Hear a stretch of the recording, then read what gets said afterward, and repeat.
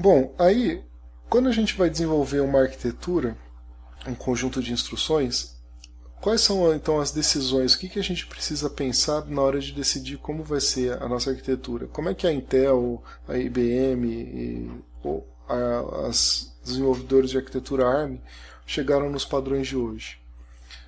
Elas precisavam pensar em várias coisas. Por exemplo, quantas operações diferentes a arquitetura vai proporcionar? Porque se a gente usa, por exemplo, 5 bits para o upcode, aquele primeiro campo da instrução, a gente vai conseguir executar no máximo 32 tipos de instruções diferentes. O que essas instruções vão fazer, né?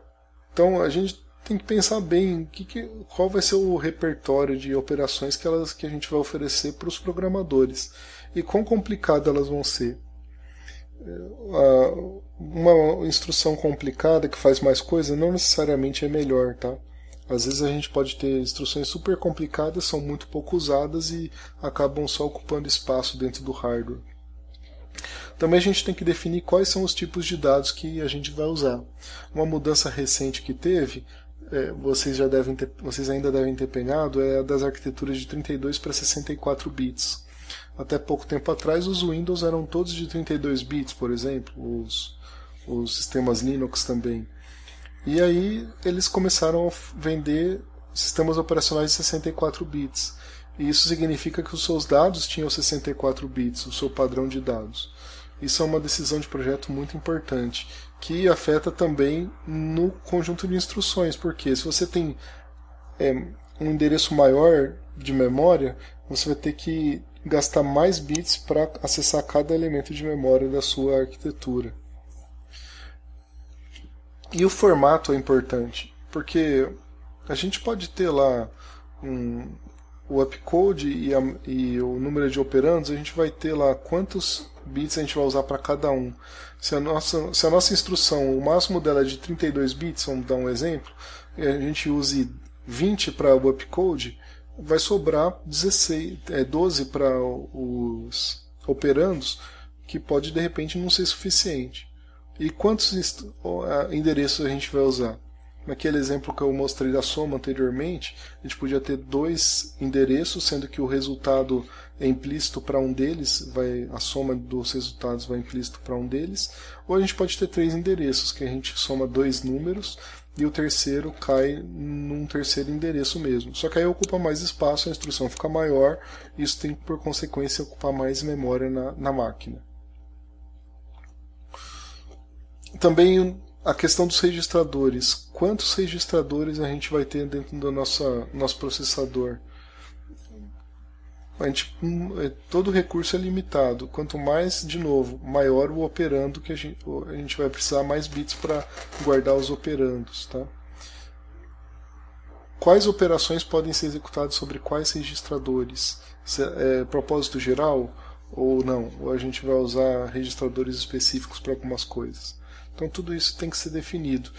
Quando a gente usa registradores específicos para algumas operações, uma consequência é a gente reduz o tamanho da instrução, porque a gente não vai precisar especificar. Modos de endereçamento, isso aqui vai ser tópico de outra aula, a gente vai ver mais para frente. E tem a questão RISC ou CISC. Isso aqui é um resumo de tudo isso que a gente viu anteriormente. O RISC ele vem é uma sigla para um conjunto de instruções de tamanho reduzido. E esse daqui, CISC, é para um conjunto de instruções complexo. Daí vem o R e o C, né? Existem dos dois tipos hoje em dia, tá? Mas o RISC é o que mais é implementado do ponto de vista de organização.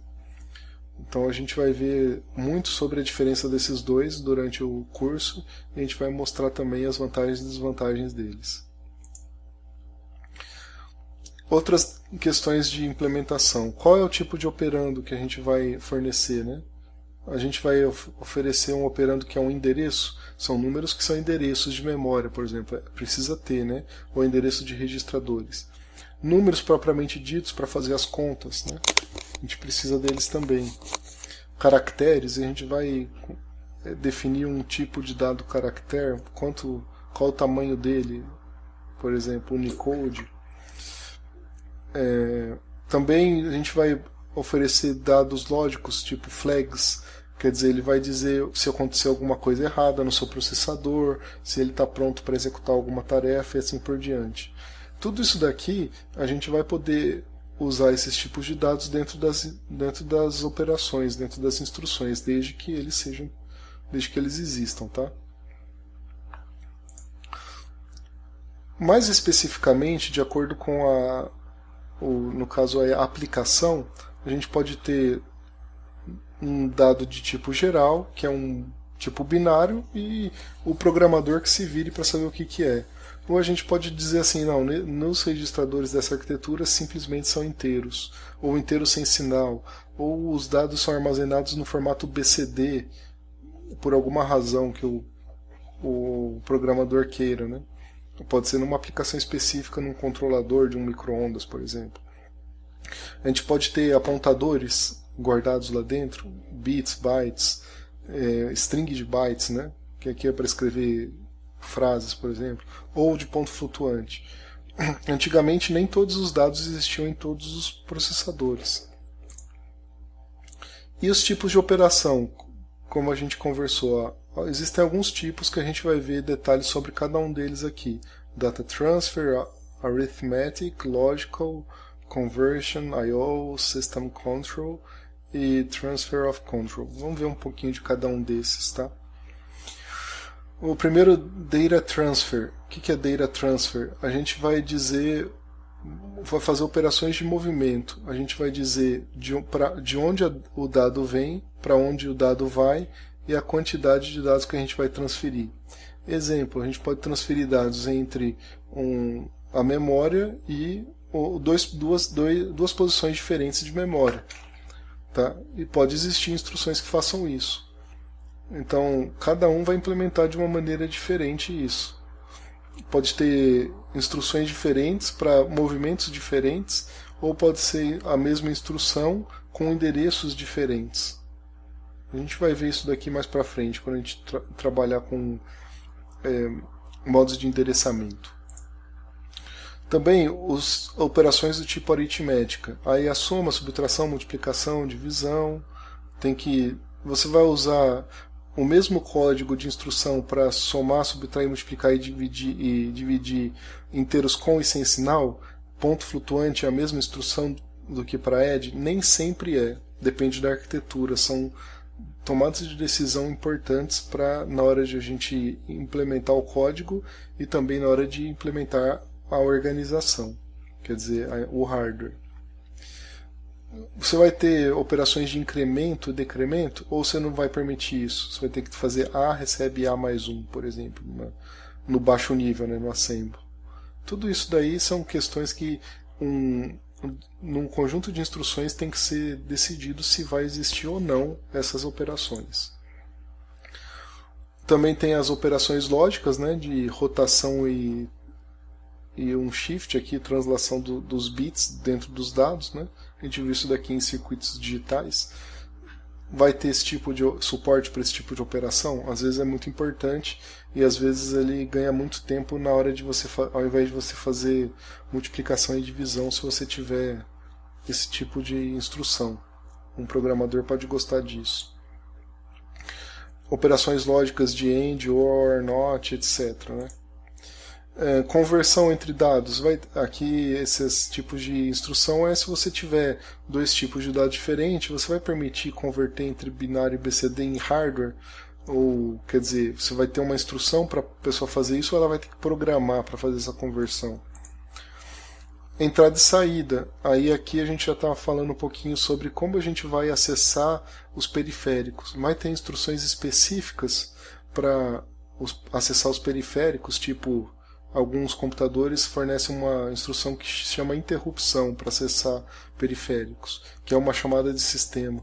Outros não, outros são instruções simplesmente de mover dados. Você vai mover o dado de um periférico, que ele vai ter um endereço de memória, para um endereço que está dentro da memória em si do computador. Isso a gente também vai ver mais para frente detalhes.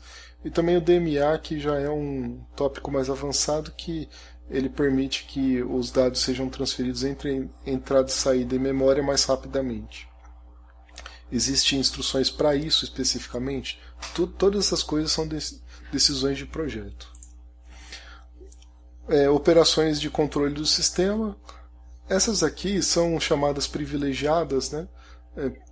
Por exemplo, em alguns, quando o seu sistema operacional está executando, ele tem alguns tipos de instruções que são exclusivas dele, para você poder alocar memória, fazer algumas operações que você não vai deixar que o usuário comum faça, porque senão ele vai destruir todo o seu sistema, você vai abrir para vírus e ataques, etc. Então, esse tipo de instruções também tem que existir, você tem que fornecer no seu assembly, né, no seu conjunto de instruções. Instruções de controle são aquelas com as quais a gente vai implementar os loops, né, while, do while, for. A gente precisa de instruções desse tipo, ou chamada de funções, né, subrotinas. A gente precisa ter esse tipo de instruções. Como elas vão ser implementadas, quantas delas a gente vai usar, tudo isso são todas decisões de projeto. A título de exemplo, nesse slide aqui, a gente pode ver o conjunto de instruções aqui da x80, x86 e as instruções mais utilizadas dessa arquitetura. Nesse conjunto de instruções, a instrução load é usada 22% do tempo, enquanto que a 10ª mais usada, o return, ela ocorre apenas uma vez, 1% do tempo. O total dessas 10 instruções mais utilizadas é 96% do tempo ou das instruções que o processador executa. Só que se você olhar a quantidade de instruções que existe nessa arquitetura x86, ela é muito vasta. Quer dizer, valeu a pena implementar um conjunto de instruções tão grande? É uma questão de projeto. Tem que se estudar muito, tem que se analisar muito para ver o que vai ser relevante, o que vai ajudar, tanto do ponto de vista de software, do programador, quanto de vista da implementação do hardware.